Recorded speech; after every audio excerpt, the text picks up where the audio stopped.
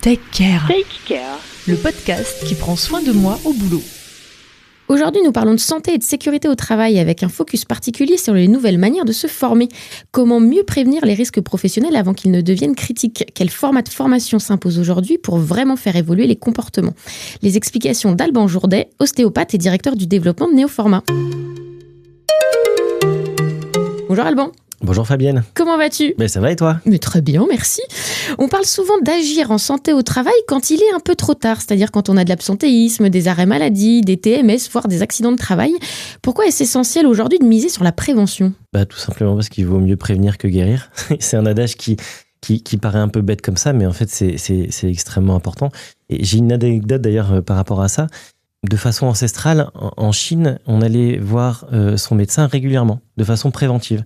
Et donc, on allait chez lui et on payait son médecin pour, régulièrement. Puis le jour où on était malade, et là, c'est le médecin qui venait chez toi. Et là, tu ne le payais pas. Donc, c'est complètement inversé avec notre philosophie allopathique, qui est la médecine occidentale. Et j'aime bien un peu la morale. Après, c'est pas pour critiquer la médecine française, mais j'aime bien en tout cas m'inspirer de ça, c'est de se dire que le médecin le plus riche en Chine, c'est celui qui a le moins de malades, alors qu'en France, c'est celui qui en a le plus. Voilà. Donc, il y a un côté assez sympa. Oui, la prévention, c'est au mieux agir avant. C'est comme si tu construisais des armes une fois que la guerre était déclarée. Non, c'est avant qu'il faut le faire. C'est une bonne image. En entreprise aussi, du coup, la prévention est clé. Alors, en quoi les formations, notamment, jouent aujourd'hui un rôle stratégique? Elles permettent justement d'être dans cette prévention et dans l'apport de connaissances pour soi, pour éviter de se faire mal, pour éviter qu'un drame arrive. Quand on parle de prévention des TMS, c'est éviter qu'il y ait un accident. Et quand on parle de formation au risque incendie ou au secourisme, par exemple, c'est parce que le jour où il y a un drame qui arrive, on est prêt. On est prêt, et même s'il y a une situation de stress qui fait qu'on peut oublier les connaissances, on a des repères qui vont nous aider. En présentiel, quels sont un petit peu les formats, on va dire tout d'abord classiques, proposés et qui sont efficaces? Ça va être des formats de formation présentielle avec un formateur qui vient. Le mieux quand même, peu importe la formation, ça va être vraiment d'être dans l'interaction.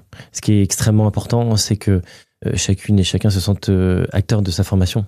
Puisque sinon, si c'est juste pour consommer, être un peu comme un cours magistral, il n'y a pas d'impact. Donc, il faut interroger, faire. Et ça, c'est extrêmement important, être dans l'interaction. Alors, pour que justement il y ait cette interaction, on a de plus en plus d'approches expérientielles. Alors, je pense à des réveils musculaires, des mises en situation. Pourquoi est-ce important, justement, cette proactivité et quelles en sont les vertus et puis les formats qui existent aujourd'hui? C'est d'accéder très rapidement, en fait, à la pratique dans la formation. Il faut de la théorie, il faut un peu nous, d'un point de vue pédagogique, chez Néoformat, en fait, on part du principe qu'on va mettre en application quelque chose parce qu'on a compris pourquoi, on a compris le sens. Je te prends un exemple tout bête. Tout le monde sait qu'il faut, pour porter une charge, un carton au sol, plier les jambes, sauf que personne ne le fait. Parce que personne ne sait pourquoi. Donc, il est important quand même de passer par cette phase un peu théorique. Et dans ce cadre-là, c'est expliquer comment est faite l'anatomie et la biomécanique pour comprendre pourquoi c'est important de plier ses jambes. Puis après, il faut faire. Et il faut que chacun fasse. Donc, il faut être sur des formats qui soient assez courts, avec des effectifs qui ne sont pas forcément très nombreux, et où on fait. Et puis, on est sur une génération, et on y reviendra un peu plus tard aussi, j'imagine sans doute, mais où tout va très vite. Donc, il faut, pour capter l'attention, vraiment changer de support et changer être dans l'action, en permanence. Est-ce que le côté ludique marche bien aussi? Est-ce qu'il y a des escape games aujourd'hui, par exemple, ou des serious games qui parlent de santé au travail? Ouais, alors nous, on a un escape game, on en a même sur deux thématiques qu'on a développé pour justement sensibiliser sur les gestes et postures et l'ergonomie, soit en situation de travail sur écran, soit en situation de manutention. Et puis, on a même lancé aussi un autre jeu qui est la fresque des TMS, qui est un peu sur le même principe que la fresque du climat, sauf que là, c'est sur la prévention des TMS, un jeu de cartes, etc. C'est hyper important, la gamification. Déjà un peu pour dépoussiérer le milieu de la formation. On n'est pas en cours. Et puis, on est dans ce qu'on appelle l'expérience apprenante. L'expérience apprenante, c'est quoi? C'est tu es face devant une énigme, devant une situation où la réponse, elle ne t'est pas évidente. Et tu vas te creuser la tête, tout seul et en groupe. Et puis, comme tu vas trouver la solution, le fait de t'être creusé la tête et d'avoir été coincé devant cette situation, tu vas t'en souvenir toute ta vie. C'est comme si c'était gravé dans le marbre. Donc, c'est ça qui est extrêmement important de cette expérience apprenante. Et puis après, l'autre enjeu de la gamification, c'est quoi? C'est que c'est comme les enfants. Les enfants, tu les fais jouer pour apprendre. et ben c'est pareil, on reste des grands enfants. Donc s'il y a ce côté ludique qui est attrayant, bah, tu vas apprendre beaucoup plus. En fait, tu vas solliciter des zones de ton cerveau qui font que tu apprendras et tu retiendras beaucoup plus rapidement.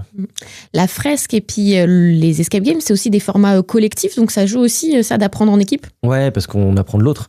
En fait, quand on va être dans le collectif, c'est que on va autant apprendre de soi-même que de la diversité des autres. Voilà.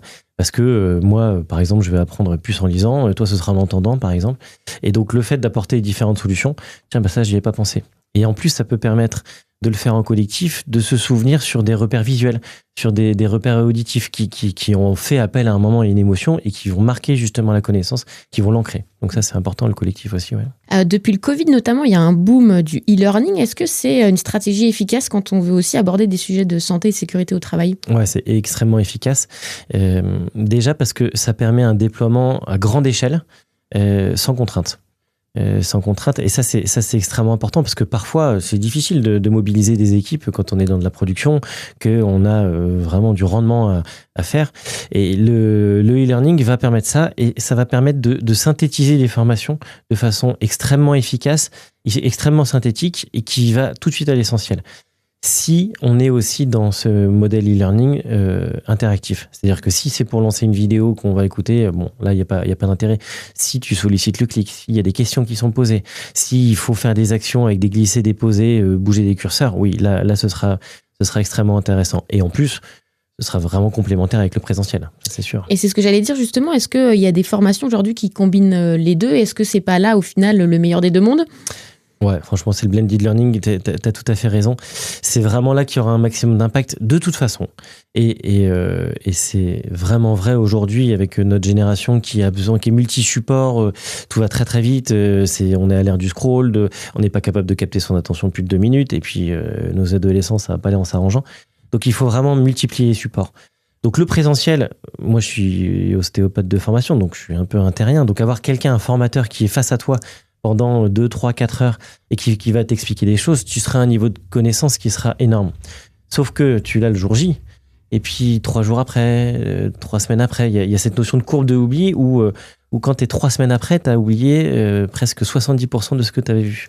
Et c'est là où le e-learning vient en complément, soit en prérequis, soit avant de faire la formation pour que la formation soit un maximum, enfin la formation présentielle, qu'elle soit un maximum pratique, soit aussi en recyclage et en ancrage mémoriel. Parce que une fois que tu as fait la formation présentielle, quand tu reviens 1 mois après, 6 mois après, 1 an après, sur du e-learning avec une correspondance entre les deux formations, ça va permettre de te remémorer ce qu'a dit le formateur aussi quand il était là en présentiel, parce que pareil, tu vas aussi avoir ces repères visuels, ces repères auditifs, même parfois ces odeurs où tac, ça va réactiver ces connaissances et du coup, tu vas garder en fait un niveau de connaissance qui sera vraiment satisfaisant. Quels sont les freins que vous rencontrez peut-être le plus en entreprise, alors soit des collaborateurs ou peut-être aussi des fois de la part de la direction, et comment vous les levez ? Alors, les freins, c'est qu'on peut avoir l'impression que la formation ou la prévention, c'est une perte de temps, c'est un coût. Voilà, typiquement, ça peut être ça. Hein. C'est un coût pour l'entreprise. J'ai pas le temps de laisser une dizaine de personnes pour une formation d'une demi-journée où ils sont pas habitués au smartphone ou aux ordinateurs pour faire une formation digitale. Voilà, ça va être ça. C'est cette idée que c'est un investissement à moyen et long terme. On n'est pas toujours, c'est de la même manière, on est une génération où il faut une rentabilité très court terme. Donc, il peut y avoir ce frein-là. Comment on va lever ? En fait, c'est que nous, on va justement éprouver notre fonctionnement avec des statistiques. Typiquement, on a des sociétés avec lesquelles on a des résultats sur l'accidentologie qui sont énormes. Nous, on travaille vraiment beaucoup autour des TMS. Et ben, c'est 70% de baisse des accidents de travail liés au TMS sur 1 an de formation pour un projet pilote. Donc voilà, c'est ça qu'il faut vendre. Et c'est souvent des éléments qui peuvent être financiers pour les directions financières. Ou alors, ça va être des éléments qui vont être pratiques et pragmatique pour les managers un peu intermédiaires qui disent « mais moi j'ai pas le temps de former des équipes ». Bah si, en fait on a le temps et on va le faire pour eux. Quelles erreurs à ton avis faut-il vraiment éviter ? C'est peut-être trop en faire d'un coup. C'est de se dire on va y aller étape par étape. Et donc c'est pour ça que c'est vraiment important de bien analyser la situation et de poser un bon diagnostic, hein, puisque À partir de là, on va pouvoir mettre un plan d'action en place. Si on se dit, moi, l'an prochain, il me faut un max de budget et puis je vais former tout le monde en même temps, vous allez les perdre en fait. Tu vas les perdre. Pourquoi ? Parce que il faut que ce soit à bon escient utiliser la formation. Et donc de dire, les 6 premiers mois on va faire ça, et puis les 6 suivants on va faire ça, et puis on va travailler le matériel, et puis on va travailler l'environnement, etc., etc. Et donc pour éviter ça, il faut vraiment réfléchir à une vraie politique et un vrai plan d'action, prévention. C'est extrêmement important, mais pour ça il faut donner des moyens en temps, moyens humains et moyens financiers. Si tu avais un dernier conseil à partager pour les entreprises qui voudraient s'engager peut-être davantage, ce serait lequel ? Il faut sauter le pas. Il faut sauter le pas. Je pense aujourd'hui. Vu la conjoncture et sans rentrer dans du pathos ou je sais pas quoi, mais la prévention d'entreprise et prendre soin de ses équipes, c'est à mon avis le plus gros levier qu'on peut avoir là directement.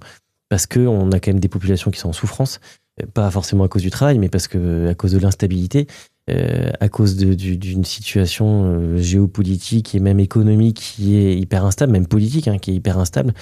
Et le fait d'investir, pour moi, c'est investir dans le capital humain. Et c'est le meilleur investissement qu'on puisse faire, puisque au départ, il y a de l'humain et à la fin, il y a de l'humain, de toute façon. Merci beaucoup, Alban. Merci, Fabienne. Très bonne journée, à bientôt. À bientôt. Take Care, le podcast qui prend soin de moi au boulot.